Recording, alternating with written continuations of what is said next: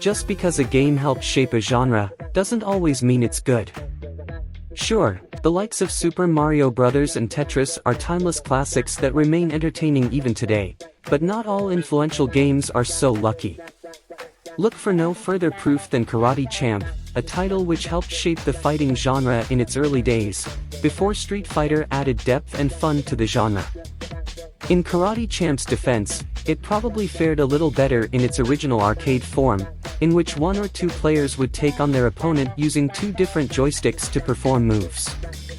It still would lack substance, seeing as both fighters are identical in appearance, save for GI color, and moves, and there's no deeper mechanics to speak of than land the first hit. But at least the moves might be at least a little responsive to the joystick controls. I can't say that's the case for sure, seeing as I've never even seen a Karaté Champ arcade cabinet. But surely something was lost in the translation in bringing the game to the NES, because Karaté Champ can be called nothing short of unplayable. As stated, the battles really are as simple as landing the first hit to score a point. Score 2 points and you move on to the next fight. It's basically just rinse and repeat from there, because every fight is exactly the same. The player, or player 1 if you're exposing another human being to the game for some reason, is dressed in the white GI. While the CPU, or player 2, is in the red GI. The game couldn't even be bothered to change the opponent's GI color per level. The scenery changes, though each stage is just as ugly as the last, but that's about it. Things go from shallow to outright disastrous, however, once you try to control the game. Karaté Champ on NES is up there with Bill and Ted's excellent video game adventure, World Games, both also NES, and Dark Castle, Genesis, for the title of most uncontrollable game. Simply put, you can't control Karaté Champ. You can press buttons, and the character will react, but there seems to be no rhyme or reason behind the action the character decides to make. You'll walk towards your opponent and attack, only for the character to perform a leg sweep behind him. Or your enemy might get behind you, and you try to attack him by holding back on the D-pad and striking, only for your character to kick in front of him.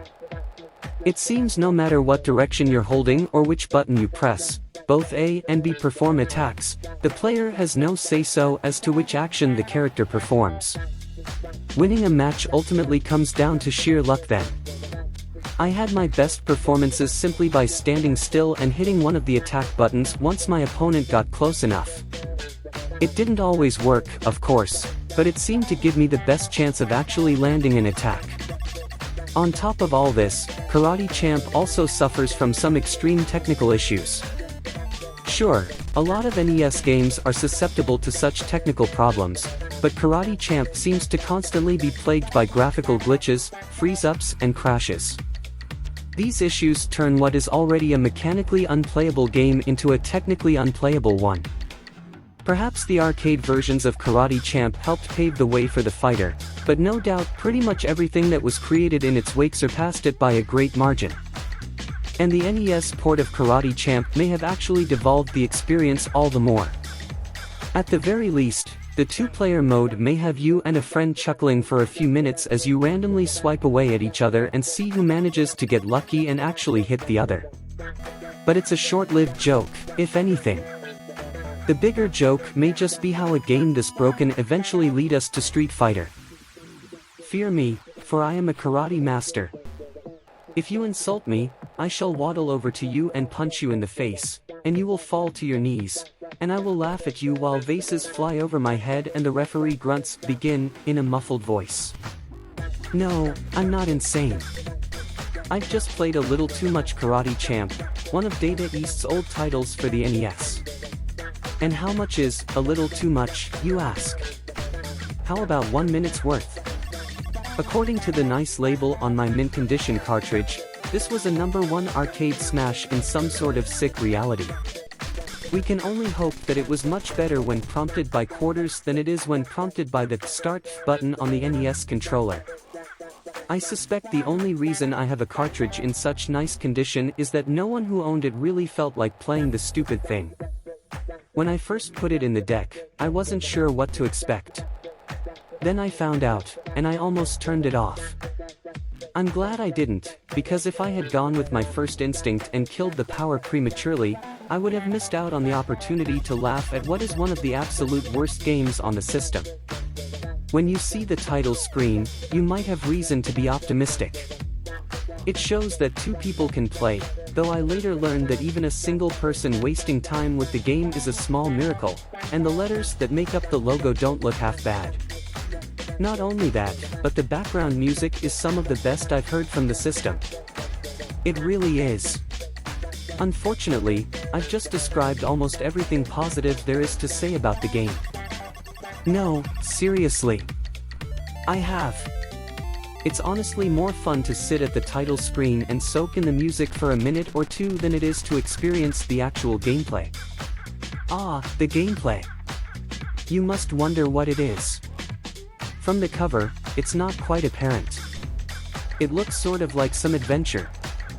I can look at the red guy doing a jump kick and the guy in the foreground swinging his hand around and think maybe it's a story of two lone warriors rising against a Colombian drug cartel, or an evil Hong Kong businessman, or perhaps an insane fashion mogul who wants to force children in schools to wear uniforms. These are all things that might have been, but alas, they are not. Instead, the game is about a karate competition. There's no plot, because plot really wouldn't make the game any better or worse. Instead, there's just a string of opponents. When you begin, you find out that your character is the guy in the white karate suit. Your opponent is the evil guy in the red suit. Watching the festivities is the referee, who as I mentioned before will grumble, begin, in a muffled voice. You actually get to hear him, as Data East thought to include a digitized voice. This is an amazing accomplishment, considering the game was released for the NES in 1986. Unfortunately, it adds nothing to the game once you've heard it a time or two and gotten over the wow, that's neat factor. Since the red guy is inherently evil, you will have no choice but to move toward him and try and punch him in the face. In all fairness, the game gives you a wider variety of moves than just a punch. You can jump kick, you can slide your foot around for a roundhouse, or you can just kick your hapless rival. However, most of these moves are going to miss and leave you open for an attack. Therefore, the punch is the safest bet. In fact, just because I'm such a crazy guy, I tested how far I could get using only one button, didn't even bother with the directional pad, and got through to the 7th match. Absolutely horrid. The characters move with the grace you would expect from a dead whale. There are only a few animation frames for walking, for example, one with the right foot on the ground, one with it in the air. They are slower than you care to know, whether jumping or punching or just kicking. I'm convinced that if possible, they would also be slow at standing in one place doing nothing. Even victory poses are bad enough that you might snicker without meaning to. Okay, so we've established so far that this is a pitiful game where two guys try and punch each other. That's not really a game at all, is it? I don't think it is, and Data East agreed. Therefore, the developers applied a few more rules. For one, know that to win against an opponent, you must beat him in 2 out of 3 rounds. Each round is determined by whoever gets in the most hits on his opponent. Whenever a hit is scored, points are awarded. When one of the two fighters has a set number of points, the round ends. It feels like a rudimentary version of Street Fighter II, The World Warrior, minus anything that made that later title worth playing. Assuming you win the round, you will then be allowed to proceed to the bonus stage. This involves you standing in a field while someone off-screen throws vases at you. Those vases move in a straight, horizontal line, and you must avoid them or chop them or something. Considering how slowly your character moves, avoidance seems best, but he's almost guaranteed to take a vase to the bum before things end. This is just fine, as you probably want things to end as quickly as possible. I'm guessing that at one time this was a fun game. When the competition was Pong and the like, and when graphics weren't stunning like they were later when games like Super Mario Bros. 2 hit the scene, this game might have been something of a showpiece. Presently, though, I have nightmares that I'll invite a buddy over to my apartment, he'll see the game lying on the carpet, and I'll have one less friend. Stranger things have happened.